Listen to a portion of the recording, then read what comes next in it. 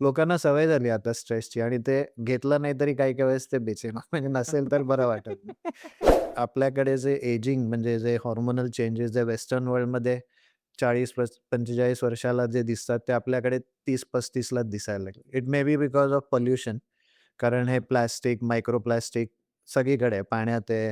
हां, तुम्ही हां. फिश खाल्लं तर फिशमध्ये आणि इव्हन आपल्या भाज्यात सुद्धा म्हणजे fertilizers, pesticide all this effect. सिझेरियनची भीती आहे ती खरी थोडी चुकीची आहे. कारण जे पूर्वीच्या काळी होतं आणि हे पूर्वीपासून म्हणजे लोकांनी ऐकून पास ऑन पिढीत, की अरे, ते खूप डेंजरस. पण पूर्वीच्या काळी सुचर्स किंवा टेक्निक, एनेस्थीसिया हे सगळं खूप प्रिमिटिव्ह मी म्हणेन म्हणजे किंवा आत्तापेक्षा एवढं बरोबर. सॉफिस्टिकेटेड नव्हतं. त्यामुळे सेफ्टी आता वाढली आहे. मी तर म्हणेन, की डेंजरस किंवा डिफिकल्ट व्हॅजायनल डिलिव्हरीपेक्षा सिझेरियन वुल्ड बी सेफर. 5व्या महिन्यापासून बाळ ऐकू शकतं. म्हणजे जे महाभारतात आहे, ते काय अगदी खोटं नाहीये. म्हणजे बाळ ऐकू शकतं. ते आई बोलते बाळाशी, तर ते 5व्या महिन्यानंतर होतं. पिशव्यांचा आजार पण भरपूर असतो स्त्रियांमध्ये. ओके आणि हे कधी-कधी लेट समजतं. तर ह्याचे सिम्प्टम्स आणि ह्याची ट्रीटमेंट काय असते? आपल्याकडे लेट समजतं कारण रेग्युलर चेकअप होतच नाही. डायबिटीज इन प्रेग्नन्सी हा एक खूप मोठा प्रॉब्लेम आहे सध्या आणि एकंदरीतच डायबिटीज इंडियात खूप वाढलेला आहे आणि प्रेग्नन्सीमध्ये नॅचरली तो त्याच प्रमाणात वाढलाय.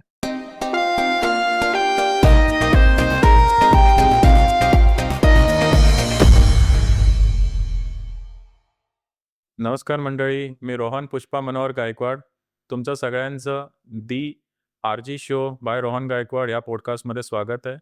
आज आपण डिस्कस करणार आहोत स्त्रीरोग, hormonal imbalance, fertility, menstrual cycle आणि त्याकरिता आज आपण इन्व्हाईट केलंय very senior gynaecologist doctor Sanjay Damle. नमस्कार doctor, thanks for coming. Doctor gynaec एक इटसेल्फ खूप मोठा टॉपिक आहे आणि खूप इम्पॉर्टंट आहे बिकॉज स्त्री ही अशी फिगर आहे की जे दोन्ही सांभाळते. प्रोफेशनल पण, पर्सनल पण दोन्ही तिला बॅलन्स करून जायचं असतं. तर स्ट्रेस आजकाल आपण खूप ऐकतो स्ट्रेस. तर या स्ट्रेस कसा इम्पॅक्ट पाडतो मेन्स्ट्रुअल सायकलवर, फर्टिलिटीवर, हार्मोन्सवर? स्ट्रेस मी म्हणेन आजच्या दुनियेत तर सगळ्यांना खूप आहे. स्टार्टिंग फ्रॉम स्कूल म्हणजे पोरांना एवढं हो. शाळेचे होमवर्क म्हणा किंवा वर्क एवढं असतं. तर that stress is having a tremendous effect on this generation. But that stress is not only just tension किंवा आपण जे म्हणतो तसं नाहीये. पण it is physical stress also. म्हणजे आजची पोरं शाळा, त्यानंतर लगेच ट्युशन, क्लास, घरी आल्यावर होमवर्क आणि मग रात्री सेल घेऊन चालू असतं. म्हणजे ते रात्री 12-1 पर्यंत बरेचसे जागे असतात किंवा आयदर अभ्यासाला किंवा थोडा ते मोबाईलवर टाईमपास असतो. तर all this is also physical stress. So this stress I feel is the basic cause of many diseases. Not only on menstruation, but so many other like diabetes. आपले जे हार्मोन्स असतात ते रात्री 11 ते 4 या ह्याच्यात बॅलन्स होतात आणि जर त्या काळात जर अर्धा वेळ ते जागे राहिले, तर definitely they are going to have problems. हो. डेफिनेटली मेन्स्ट्रुएशनवर तर होतोच आणि इतर यानी म्हणजे जसं इन्सुलिन लेव्हल असते ती आणि सो मेनी अदर फॅक्टर्स म्हणजे तर it plays a very important role. So basic एक स्ट्रेसमुळे यू मे हॅव सीन की लहान मुली असतात, एक्झाम गोइंग असतात, तेव्हा कधी-कधी त्यांचे पिरियड डिले होतात किंवा मग इरेग्युलर होऊन जातात. काही यांना हे पुढे जाऊन जसे हार्मोनल इम्बॅलन्स होतो. हे सगळं या स्ट्रेसमुळे स्टार्ट होतो. The trigger point or starting point I would say is stress. So doctor आपण बघतो की खूप साऱ्या वुमेन्स दे डायग्नोस्ड विथ पी-सी-ओ-डी. तर is it related to hormones और लाईफस्टाईल? काय कॉन्ट्रिब्युटिंग It फॅक्टर is असावे? it is related to the hormones, but basically it is a lifestyle which is affecting these hormones. जे आता जस्ट मी म्हटलं stress. Begin with it starts with stress आणि काय होतं लोकांना सवय झाली आता स्ट्रेसची आणि ते घेतलं नाही तरी काही-काही वेळेस ते बेचैन म्हणजे नसेल तर बरं वाटत नाही. त्यामुळे सतत हा जो स्ट्रेस जो मेंटल किंवा physical I would say there lack of exercise is also a stress because normally काय पाहिजे, you have to try and keep your life simple. Decrease stress, do regular exercise, वेळेवर जेवा, वेळेवर झोपा. राइट. कारण हा human body is attune from lakhs of years to sunrise and sunset. म्हणजे आपलं टायमिंग बॉडीचं पूर्वी जेव्हा इलेक्ट्रिसिटी नव्हती, लोकं लवकर जेवायचे अंधार व्हायच्या आधी आणि लवकर झोपायचे. बरोबर. टायमिंग या जसा वेळ जात गेला, राइट. तसा टायमिंग झोपायचा उशिरा होत गेला. आपण म्हणजे मी लहान असताना तरी 9 वाजेपर्यंत मी झोपायचो. आता लोकं घरी येतात 10, 10:30ला जेवतात त्यानंतर आणि झोपतात उशिरा. हां. त्यामुळे हे जे लाईफस्टाईल जे आहे दॅट इज वन थिंग. म्हणजे झोपणं, म्हणजे रात्री उशिरा झोपणं स्पेशली जे मी आधी म्हटलं, की रात्री 11 ते 4 हार्मोनल बॅलन्स सेट होतो. तो कंप्लीट डिस्टर्ब होतो. त्याने लेट जेवून लवकर झोपले तरी it disturbs your lipid profile म्हणजे बाकी जे आता कोलेस्ट्रॉल आहे ते वाढतं. हां. ते स्पॅन म्हणजे लोकं 10, 11:30ला जेवून 1-1.5 तासात झोपतात. तर all that affects. Secondly lakh of exercise. Part of the lifestyle कारण वेळच नाहीये. सकाळी लवकर आयदर ऑफिसला जायचं, शाळेत राइट. जायचं, परत क्लास, ट्युशन आणि झोपायची वेळ उशिरा. आणि the packed food industry that is one of the another big part of this lifestyle. Oh! त्याने it is promoted and it is made to see like it is a very essential part of your diet. म्हणजे ad वगैरे जे येतात, cold drinks आहेत, they are packed with sugar or with right, preservatives. Right. So all this is definitely आणि नक्कीच लाईफस्टाईलमुळे हे पी-सी-ओ-एस, पी-सी-ओ-डी खूप वाढलेलं आहे. पूर्वी म्हणजे हे 20-25 वर्षापूर्वी आम्ही कधीतरी एखादी केस आता तर every day there so many. कारण बेसिक लाईफस्टाईलच तशी झाली आणि that is where it starts. Doctor जसं आपण पाहतो, की खूप सारं आता करियर ओरिएंटेड आपण फिमेल्स बघतो आणि बिकॉज ऑफ दॅट त्यांना मूल नको म्हणजे डिले करतात pregnancy and they take that pills, birth control pills whatever. याचा काय इम्पॅक्ट पडतो का मुलींच्या हेल्थवर? डेफिनेटली. हल्ली आता बघितलंस तर the ladies or the woman R more career oriented. जसं तुम्ही म्हणाला आधी करियर करायचं, मग लग्न थोडे आत्ता नको म्हणजे आई-वडील सांगत असतात, "आत्ता नाही, आत्ता नको, थोडं थांबवा." असं बघत-बघत युजुअली हल्ली 30-31ला लग्न होणं खूप कॉमन झालंय. राइट. तेव्हा सुद्धा आफ्टर मॅरेज लग्नानंतर लगेच त्या प्रेग्नन्सीसाठी तयार नसतात. त्यामुळे दे डिले द प्रेग्नन्सी म्हणजे 30-31ला लग्न होऊन 32-33ला मग जेव्हा त्यांना वाटायला लागतं, आता ठीक आहे, आता प्रेग्नन्सी हवी आहे.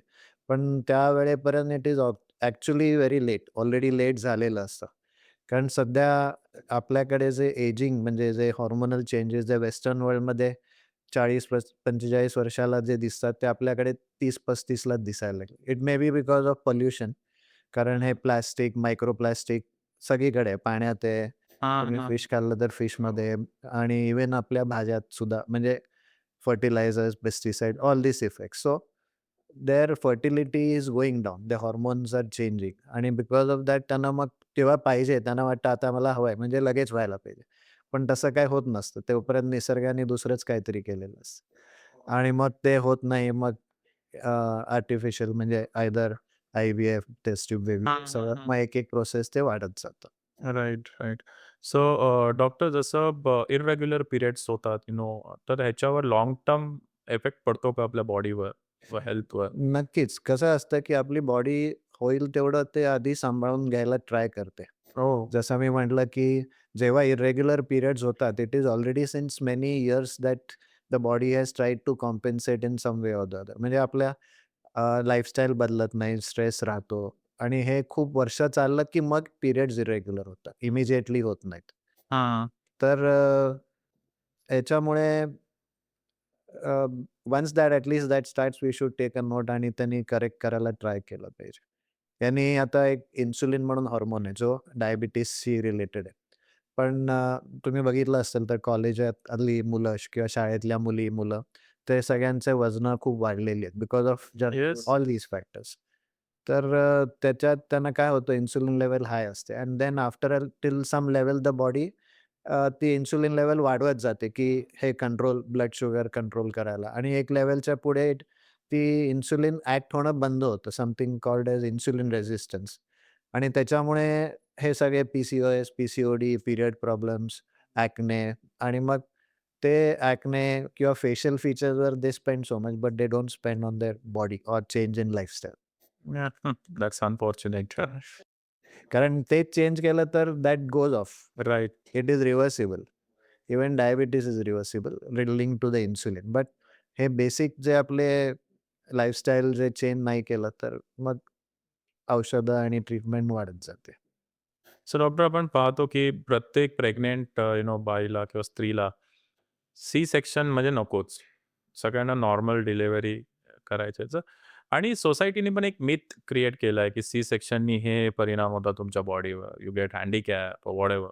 सो तुमचं ॲज अन एक्सपिरियन्स गायनेकोलॉजिस्ट तुम्ही काय मेसेज द्याल अशा ऑडियन्सला, की ज्यांना सी सेक्शन बोललं की भीती येते डायरेक्ट मनात?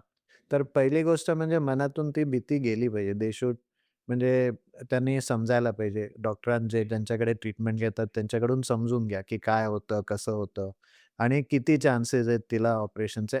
काय असतं delivery he is not like maths की 2+2 4 कधीच नसतं. डिलिव्हरी जोपर्यंत होऊन जात नाही आमच्या डोक्यात राइट. तरी डिलिव्हरीनंतर 6 आठवड्यांनी आम्ही म्हणतो सगळं नॉर्मल आहे. जरी नॉर्मल डिलिव्हरी झाली असली तरी. कारण नंतर सुद्धा खूप चेंजेस होत असतात आणि it is all very dynamic म्हणजे मिनिटा-मिनिटाला सगळं घटकेत सगळं बदलू शकतं.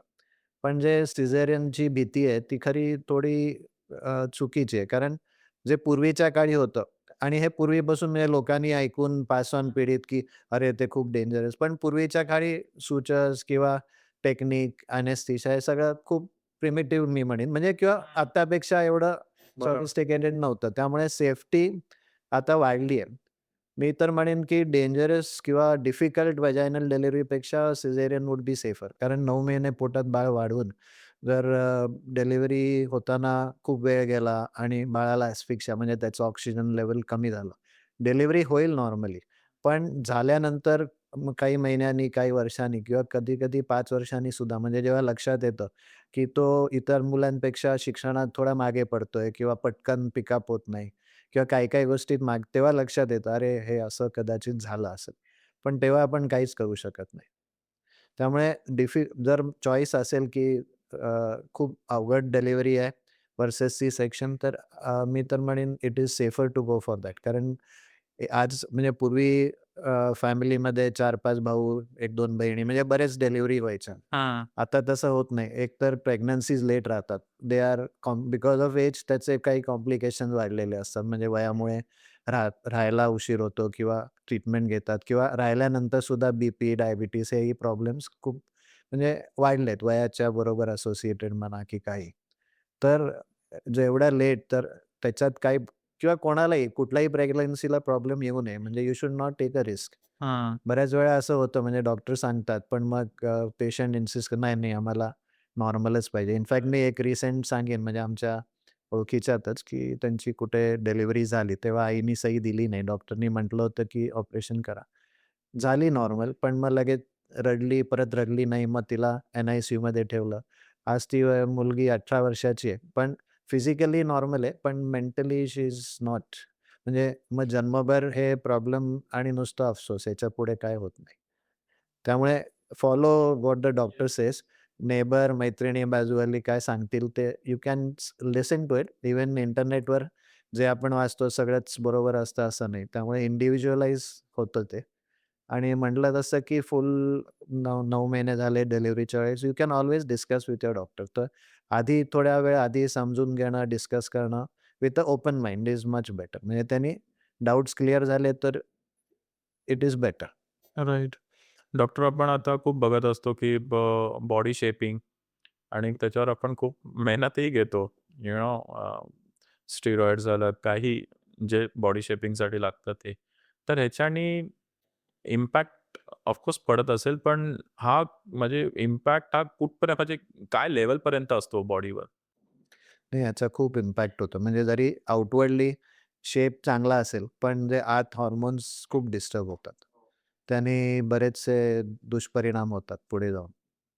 तर तेच चुकतं आजच्या ह्याच्यात, की people are more on the out म्हणजे बाहेर कसं दिसतो याच्यावर जास्ती कॉन्सन्ट्रेट करतात, instead of being naturally healthy. Doctor अजून एक क्वेशन आहे म्हणजे हा म्हणजे माझ्या फ्रेंड सर्कलमध्येच आहे. हा युरोपियन आहे, मित्र आहे माझा. आता त्याला कशी एक डॉटर आहे आणि त्याची वाईफ जी आहे ती एक्सपायर झाली.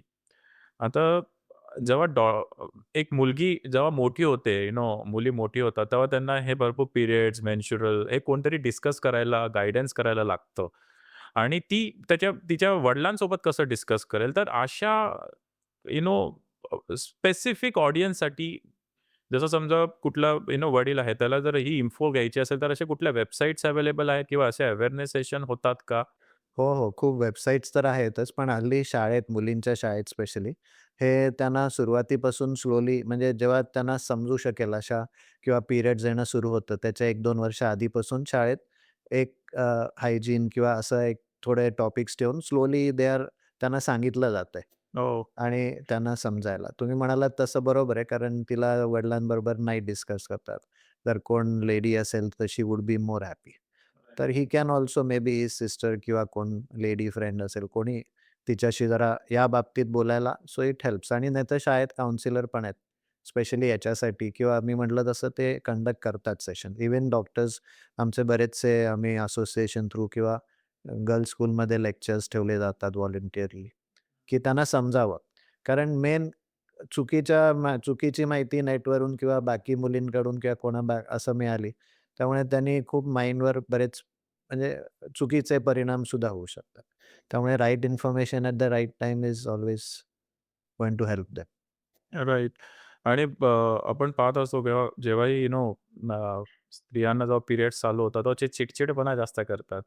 ओके. आणि समोरच्या व्यक्तींना माहिती नसतं म्हणजे स्पेशली मेल यांना, की बाबा ही का चिड करते आणि त्याच्यामुळे ते एक नेक्स्ट लेव्हलला जातात त्यांचे झगडे. पण ॲक्चुअली ती आतून नाही करत आहे, पण बिकॉज ऑफ हार्मोन्स हे होतं. पण हे टेम्पररीच असतं, की हे की टेम्पररी किंवा हे ते ठराविक. तिलाही माहिती नसतं ती काय हो. करते आणि नंतर थोड्या दिवसांनी तिलाच वाटतं, "अरे, मी हे काय केलं? असं का केलं?" तर हे हॉर्मोन्समुळे होत असतं. स्पेशली पिरियडच्या आधी एक प्री-मेन्स्ट्रुअल टेन्शन म्हणून म्हणतात ना, तर ते काही हार्मोनल चेंजेसमुळे असं होत असतं. तेव्हा तिलाही जाणवतं, की चिड होते. At the end of the day ती कदाचित नवऱ्याला सांगेल, "अरे, मी आज दुपारी अशी वागले. मलाच माहीत नाही असं का केलं?" तर हे त्या हार्मोन्समुळे फरक पडतो आणि त्याला इलाज पण आहे. म्हणजे देअर इज ट्रीटमेंट आहे आणि त्याने बरं ते कव्हर होतं युज्युअली. सो डॉक्टर, आपण जसं म्हटलं, की because of corporate life, career oriented म्हणून आपण थोडं बेबी लेट प्लॅन करतो. जेव्हा 38-39 वयामध्ये जेव्हा कोणती बेबी प्लॅन करतो आपण, तर ते जेव्हा मेंटली काही बेबीच्या हेल्थवर इम्पॅक्ट होतो का? म्हणजे मेंदूवर किंवा असं काय? नक्कीच. कारण अ, जसं वय वाढतं, काय असतं मुलगी जेव्हा जन्माला येते, ती अंडी घेऊन येते. तीच अंडी तिला लाईफटाईम म्हणजे पिरियड सुरू झाल्यापासून पिरियड संपेपर्यंत तीच अंडी असतात. म्हणजे नवीन होत नाहीत.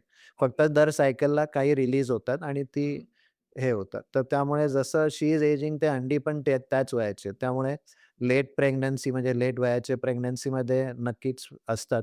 पण सगळ्यांनाच होतात असं नाही. हां. तर 35 नंतर हे प्रॉब्लेम जास्ती असतात. पण इट कॅन हॅपन कमी वयालाही किंवा जास्ती यालाही आणि सगळ्यांनाच नसतात. म्हणजे त्यासाठी काही टेस्ट वगैरे आहेत त्या नक्कीच करून घेतल्या, तर ती शंका दूर होऊ शकते. पण ते करणं बरोबर चेकअप करणं गरजेचं आहे. अजून आपण ऐकतो डॉक्टर, जसं पिशव्यांचा आजार पण भरपूर असतो स्त्रियांमध्ये. ओके. आणि हे कधी-कधी लेट समजतं. तर ह्याचे सिम्प्टम्स आणि ह्याची ट्रीटमेंट काय असते म्हणजे? आपल्याकडे लेट समजतं कारण रेग्युलर चेकअप होतच नाही. बाहेर जे इन्शुरन्स वगैरे जे कंपल्सरी आहे, ते दरवर्षी त्यांना कंपल्सरीली चेकअप करून घेतात. त्यामुळे काय असेल तर ते लवकर पिकअप होतं आणि लवकर पिकअप झालं तर कोणतीही गोष्ट कमी ट्रीटमेंटमध्ये सॉल्व्ह होते. शेवटी नंतर जर हे प्रॉब्लेम वाढले तर काही-काही बायका सरळ म्हणजे किंवा डॉक्टर्स त्यांना सजेस्ट करतात की युटरस काढायला. पण सगळी अ, याच्यावर इट डिपेंड्स की त्या काय करतात, कुठे राहतात. काय असतं गावाकडे आता माझे मित्र जे तालुक्या लेव्हल वगैरे प्रॅक्टिस करतात. तर त्या गावाहून त्या तालुक्याला यायला एकच बस असते सकाळी आणि परत जायला संध्याकाळी. त्यामुळे त्यांना म्हटलं, की तुम्ही परत या. तर त्यांच्याकडे पैसेही तेवढे नसतात सारखं ट्रॅव्हल बरोबर. रेग्युलर चेकअपला. त्यामुळे त्या ठिकाणी ते सजेस्ट करतात, की तुम्ही पिशवी काढून टाका आणि बायकाही तयार म्हणजे ते आधी मनाची तयारी करूनच येतात, की आता 40 वर्ष झालेत, 38 वर्ष फॅमिली कंप्लीट आहे, मला त्रास होतोय, आता नको. काही-काही फक्त मनात त्यांचं असतं, की मला त्रास आहे. म्हणजे ट्रीटेबल असतो, पण ते आधी ठरवून येतात, की आम्हाला करायचंय. आणि याचा काही ठिकाणी मिसयूजही झालाय, की काही डॉक्टर्स करतात एक्स्ट्रा हिस्टेरेक्टमी म्हणजे जे पिशवी काढायचं. पण ते जास्ती नसेल, पण होतं. तसं प्रत्येकाला कुठेतरी मिसयूज होतं तसं. पण अगेन डिपेंड्स. आता सिटीमध्ये असले तर they can come for regular checkup. पण गावाकडे मग त्यांना जमलं पाहिजे. मग रेग्युलर चेकअपला येत नसतील, तर मग ते करणं कधी-कधी गरजेचं असतं. कारण मग नंतर आल्या आणि खूप उशिरा आला तर प्रॉब्लेम्स खूप मोठे होतात. हो. सो डॉक्टर जसं आपण एक जेव्हा प्रेग्नन्सी होते आणि बाळ जन्माला येतं, तेव्हा ब्रेस्ट फीड म्हणून आपण बोलतो. पण आपण पाहतो की खूप सारे लहान बाळं हे फॉर्म्युलावर असतात. ब्रेस्ट फीड खूप कमी प्रमाणात सिटीजमध्ये आपल्याला दिसून येतं. Is it related to something stress? Because जेव्हा स्ट्रेस येतो तेव्हा ब्रेस्ट फीड म्हणजे मिल्क नाही येत आईला किंवा असं याचं काही रिलेशन आहे का? नाही रिलेशन आहे स्ट्रेसमुळे म्हणजे काय डिलिव्हरीनंतर तिला बाईला झोपायला मिळत नाही. रिलेटिव्हज सारखे भेटायला येत असतात आणि म्हणजे not with the bad intention ते भेटायला म्हणजे सोशल हे, पण तिची झोप होत नाही, आराम होत नाही आणि जर ती mentally if she is relax, physically relax तर दूध येतच. कोणाला येत नाही असं नाहीये. फक्त they have to be counselled from before. म्हणजे आमच्याकडे आमच्या हॉस्पिटलमध्ये किंवा माझ्या पेशंटना आम्ही त्यांना सुरुवातीपासून म्हणजे 7व्या महिन्यापासूनच त्यांना हे सांगत असतो, की आईचं दूधच बाळासाठी सगळ्यात चांगलं आहे. तर पहिले 6 महिने एक्सक्लुसिव्ह ब्रेस्ट फीडिंग करायचो. पण त्यासाठी जर त्यांना मेंटली आधीपासून प्रिपेअर केलं, कारण ऑनलाईन बरेच व्हिडिओज आहेत, की कसं फीडिंग करावं. कारण हे नवीन असतं. बाळासाठी पण नवीन असतं, आईसाठी पण नवीन असतं. त्यांना एक्झॅक्टली काय करायचं म्हणजे सांगतात आता सिस्टर मदत करतात आणि असं कर म्हणून. पण एक्झॅक्टली काय करायचं जर त्यांना आधीपासून माहिती असेल, तर they are better mentally they are prepared. So it becomes easier. पण ते आई आणि बाळातला जो लिंक असतो किंवा कसं म्हणणार, की फिजिकली किंवा मेंटली पण जो लिंक होतो, ते ब्रेस्ट फीडिंगनी होतो. आणि त्यात बरेचसे जे बाळाला इन्फेक्शनसाठून वाचवणारे वगैरे जे अँटीबॉडीज वगैरे ते ब्रेस्ट मिल्क म्हणून आईकडचे मुलाकडे जातात. त्यामुळे जे ब्रेस्ट फीडवर मोठी झालेली मुलं कमी आजारी पडतात. ते गुटगुटीत दिसावं असं नाहीये. दे मे नॉट बी असं चबी नसतील, फोटोला एवढे नाही. पण health wise they are much better आणि हेच मुलं जे लेटर ऑन जे फॉर्म्युलावर मोठे होतात आणि जे ब्रेस्ट फीडवर मोठे झालेत, त्यांच्या लेटर लाईफमध्ये डायबिटीज, ब्लड प्रेशर हे कमी आढळलेलं आहे. जे हो. सुरुवातीपासूनच जे फॉर्म्युलावर जे आलेले आहेत. त्यामुळे त्यांचं काउन्सिलिंग आधीच म्हणजे डिलिव्हरीच्या आधीच सुरू केलं, तर मोस्ट ऑफ देम बरेच जण काही मिसकन्सेप्शन्स आहेत, की मला बॉडी शेप खराब होईल, नको, नाही करायचं. त्याला आपण काउन्सिलिंग केलं तर आय थिंक त्यांनाही पटेल, पण जरा जास्ती मेहनत घ्यायला लागते. ड्युरिंग प्रेग्नन्सी डॉक्टर जे 9 महिने असतात खूप क्रुशियल असतात. ओके. तर त्याच्यामध्ये काय केअर घेतली पाहिजे एका आईनी किंवा एका स्त्रीनी? प्रेग्नन्सीमध्ये रेग्युलर चेकअप खूप महत्त्वाचं आहे. त्यांनी वेळच्या वेळी जर व्हिजिट केल्या, तर काही प्रॉब्लेम्स असतात ते लगेच पिकअप होतात. स्पेशली पहिल्या महिन्यापासून जेव्हा कळलं की प्रेग्नन्सी आहे, तर एक साधी फॉलिक ॲसिडची गोळी आहे. तर गव्हर्नमेंटनी त्याला खूप म्हणजे कंपल्सरीच प्राईस लिमिट केलंय, की ती स्वस्त आहे आणि ती घ्यायला पाहिजे. त्यांनी बरेचसे न्यूरल ट्यूब डिफेक्ट्स ते थांबवू शकतात.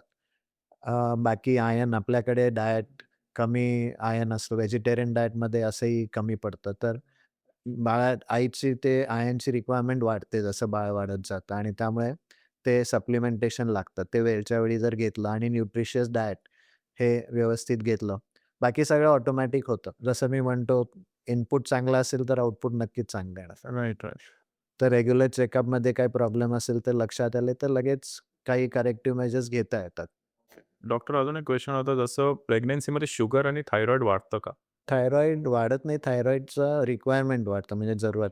काही-काही there is something called subclinical hypothyroid म्हणजे ते थायरॉईड लेव्हल नॉर्मल त्यांना ह्याच्यात पुरत असते. पण प्रेग्नन्सी राहिल्यावर त्याचं डिमांड वाढतं. म्हणजे ते जास्ती जरुरी असतं. कारण इनिशियली बाळाचं थायरॉईड काम करत नाही. तर त्या आईचेच हार्मोन्स प्लस प्रेग्नन्सी वाढवण्यासाठी जे जरुरी असतं आणि जे सबक्लिनिकल हायपोथायरॉइडिझममध्ये आधी असतात. म्हणजे त्यांना नॉर्मल ह्याच्यात ते पुरतं. पण प्रेग्नन्सी हाच थोडा स्ट्रेस आहे बॉडीवर आणि त्या स्ट्रेसमध्ये ते तेवढे पोहोचले नाहीत. मग ते कधी-कधी प्रेग्नन्सीची वाढ होत नाही, मिसकॅरेज होतं, अबॉर्शन होतं. हे सगळं होऊ शकतात. तर हे रूटीन टेस्ट पण जसं म्हटलं रेग्युलर चेक केला, की ते केले जातात. डायबिटीज इन प्रेग्नन्सी हा एक खूप मोठा प्रॉब्लेम आहे सध्या आणि एकंदरीतच डायबिटीज इंडियात खूप वाढलेला आहे. आणि प्रेग्नन्सीमध्ये नॅचरली तो त्याच प्रमाणात वाढला त्याचंही चेक होतं. एक सिंपल नुसती एक ग्लुकोज पिऊन 6व्या महिन्यात टेस्ट केली जाते. तर एकदाच ते ब्लड घेऊन तर ते केली तर ते समजतं. ओके. आणि नाही केली आणि अनडिटेक्टेड डायबिटीज असेल तर त्या बाळाचा जीवाला धोका असतो. म्हणजे कधी 7व्या, 8व्या महिन्यात, 9व्या महिन्यात अचानक हार्टबीट बंद होऊन ते काहीच करू शकत नाही. त्यामुळे हे जर रेग्युलर चेकअपमध्ये इन्क्लुडेड असतं आणि त्याच्यात डिटेक्ट झालं तर ट्रीटही होतं आणि प्रॉब्लेम्स तसे एवढे येत नाहीत.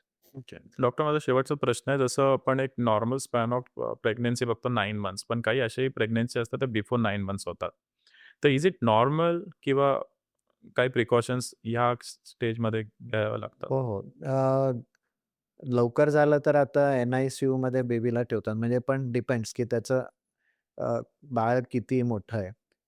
आयडियल वुड बी की लवकर होऊ नये. त्यासाठी आम्ही रेग्युलर ते जे टप्प्या सोनोग्राफी होते किंवा चेकअप त्याच्यात काही क्लूज असतात, की ज्यांनी कधी-कधी पिशवीचं तोंड तेवढं स्ट्राँग नसतं. 5व्या महिन्यात, 6व्या महिन्यात, 7व्या महिन्यात ते अचानक गिव्ह वे करतं. पण त्याच्या आधी जर डिटेक्ट झालं, की लक्षात आलं, की काहीतरी प्रॉब्लेम आहे, तर टाका घेता येतो किंवा मेडिकेशन देता येतात, की ज्याने हे प्रॉब्लेम येऊ नये. As far as possible we try की 9व्या महिन्यापर्यंत प्रेग्नन्सी गेली, तर इट इज ऑल्वेज बेटर. पण आता इव्हन आम्ही 700-800 ग्रॅमची मुलं वाचवली आहेत आणि चांगली झाली आहेत, म्हणजे हेल्दी झाली आहेत. त्याच्याहून कमी असेल किंवा 7 महिन्याच्या कमी असेल, तरी वाचतात. पण ते तेव्हा काउन्सिलिंगमध्ये हेच सांगितलं जातं, की खूप लवकर असली तर मग त्यांचं मेंटल डेव्हलपमेंट कसं होईल ते सांगता येत नाही, की म्हणून हे काउन्सिलिंग करूनच पुढे केलं जातं. डॉक्टर म्हणजे जेव्हा प्रेग्नन्सी होते, 9 महिन्याच्या आधी होते, तेव्हा बाळांचे ऑर्गन्स डेव्हलप्ड असतात की म्हणजे जसं एन-आय-सी-यूमध्ये पण डेव्हलप्ड होतात? टप्प्या-टप्प्याला एक it is much better than a computer. म्हणजे देवाने जे केलंय, आपण जसं प्रेग्नन्सी राहते, आता पिरियड हां. मिस झाला की समजतं की प्रेग्नन्सी आहे. राइट. तर तेव्हा सुरुवातीला it is may be half an inch पहिल्या महिन्यात किंवा दुसऱ्या महिन्याच्या एंडपर्यंत. आणि 1-3 महिने होईपर्यंत 3 इंचाचं होतं. तर पहिले या 3 महिन्यात बरेचसे ऑर्गन्स डेव्हलप व्हायला लागतात आणि by the end of 3 months ते ऑर्गन्स डेव्हलप झालेले असतात. बेसिक स्ट्रक्चर आपला अडल्टसारखं झालेलं असतं. हात-पाय लिम्ब बड्स येतात म्हणजे छोटे-छोटे आणि चेहरा डेव्हलप झालेला असतो, स्किन आलेली असते. अ, 4थ्या महिन्यात म्हणजे आणि बाळाचे हार्ट साउंड्स एक 5 ते 6 आठवड्यात दिसतात सोनोग्राफीवर. म्हणजे हार्ट आणि बाकी ऑर्गन्स एक हे पहिले 3 महिन्यात होतात. मग आफ्टर दॅट सेकंड ट्रायमेस्टर आम्ही म्हणतो. म्हणजे पहिले 3 महिने फर्स्ट ट्रायमेस्टर, दुसरे 3 महिने सेकंड आणि लास्ट 3 महिने थर्ड ट्रायमेस्टर. तर सेकंड ट्रायमेस्टरमध्ये हे जे ऑर्गन्स असतात त्याची मॅच्युरिटी होत जाते. हळू बाळ म्हणजे हालायला लागतं. इव्हन थर्ड मंथमध्ये ते हालत असतं. पण ते मूव्हमेंट्स मग जास्ती होत जातात. पाय फुल ओपन म्हणजे फ्लेक्स आणि एक्सटेंड असे होतात. 5व्या महिन्यापासून बाळ ऐकू शकतं. म्हणजे जे महाभारतात आहे, ते काय अगदी खोटं नाहीये. म्हणजे बाळ ऐकू शकतं. ते आई बोलते बाळाशी, तर ते 5व्या महिन्यानंतर होतं. ओके. आणि स्टेप बाय स्टेप असं ते होत जातं. लास्ट 3 महिन्यात मग बाळ स्वतःचं गोडाऊन मी म्हणतो भरत असतं. म्हणजे त्यांना जे झाल्यानंतर न्यूट्रिशन वगैरे जे फॅट डिपॉझिशन सुरू होतं. कारण 5व्या-6व्या महिन्यात त्याची स्किन अगदी पातळ असते. म्हणजे त्यातले ब्लड वेसल्सही आपल्याला दिसू शकतात. पण त्यानंतर त्याच्या खाली फॅट डिपॉझिट व्हायला लागलं, की मग ती नॉर्मल आपल्या स्किनसारखी होते. बारीक-बारीक केस असे अंगावर असतात. कारण बाळ सतत पाण्यात असतं. तर त्याला पाण्यातून प्रोटेक्ट करण्यासाठी एक बटरसारखं एक लेयर असतं. म्हणजे हे सगळे खूप लहान-लहान आपण बघितले तर खूप छान आहे. लास्ट 3 महिन्यात मग बाळ आपलं आयर्न, कॅल्शियम हे सगळे स्टोर्स आईकडून ओढून घेत असतं. आणि मग ते 9व्या महिन्यापर्यंत it is ready. Lungs mature होत असतात. आतमध्ये ते जे पाणी असतं ते पितं पण, लघवी पण होते म्हणजे किडनी फंक्शन होतं. फक्त ब्रीथिंग होत नाही. त्याच्या लंग्समध्ये ते एम्निओटिक फ्लुइडच जाऊन ते बाहेर काढतं. पण जसं पहिलं झाल्यानंतर जे जोरात बाळ रडतं, ते फोर्सफुली हवा आत जाते आणि त्यांनी ॲक्चुअली ते क्राय होतो. ते लंग्स त्या फोर्सनी ओपन होतात. तोपर्यंत ते बंद असतात. त्यामुळे जे प्रीमॅच्युअर तुम्ही म्हणालात ना, तर त्यांच्यात ते प्रॉब्लेम येऊ शकतात, की तेव्हा ती लंग मॅच्युरिटी नसते. त्याच्यामुळे जर त्यांनी पहिला तो जोरात नाही तरी क्राय नाही झाला, तर मग प्रॉब्लेम्स येतात. प्रेग्नन्सीमध्ये कुठली फिमेल जर स्ट्रेसमध्ये असेल, तर बाळावर काय इम्पॅक्ट होतो का नक्की, त्याचा? नक्की होतो. ओके. म्हणून ते पूर्वीपासून पूर्वज सांगतात, की यू शुड बी हॅपी. म्हणजे आई किंवा सासूही सांगत असते, की "तू स्ट्रेस घेऊ नकोस, रिलॅक्स राहा." तर इमोशन्स ट्रान्समिट होतात. आता देअर इज नो डॉक्युमेंटेशन, की तुम्ही पण असं हे लाँग टर्म स्टडीज आहेत, की जे स्ट्रेसफुल जे होते किंवा ज्या कंट्रीजमध्ये वॉर आहेत, तिथे बेसिकली प्रेग्नन्सी रेट ऑटोमॅटिक कमी होतो. पण जे प्रेग्नन्सी तेव्हा होते, डिलिव्हरी होते, ते चाइल्ड त्याचं मेंटल ह्याच्यात थोडा फरक जाणवून आलेला आहे. म्हणजे स्ट्रेसमुळे तो फरक असतोच. सो डॉक्टर तुम्हाला आमच्या स्टुडिओमध्ये येऊन कसं वाटलं? खूप बरं वाटलं. हे माझ्यासाठी थोडं नवीन होतं. पण आवडलं मला. छान आहे. सो थँक्स सर तुम्ही आलात आणि खूप डिटेलमध्ये माहिती दिली आणि खूप इम्पॉर्टंट टॉपिक आहे कुठल्याही आईला आपले 9 मंथ्स आणि फिमेल हेल्थ ही खूप इम्पॉर्टंट आहे. आणि आणि याचं खूप दुर्लक्षही होतं बऱ्याच येस आणि आजकालच्या स्ट्रेसमध्ये काही वेगळेच आपण लक्ष नाही घेत हेल्थवर आणि people are more career oriented. Career ते आणि विसरतात. मटेरियलिस्टिक वर्ल्डवर आपण जास्त एक्झॅक्टली. Focus correct. करतो. सो हा हा खूप इम्पॉर्टंट टॉपिक होता सर माझ्यासाठी पण. So please like, share and subscribe our channel. आपण पुन्हा एकदा भेटूया एका नवीन एक्सपर्ट सोबत, नवीन टॉपिक. Thank you. जय हिंद.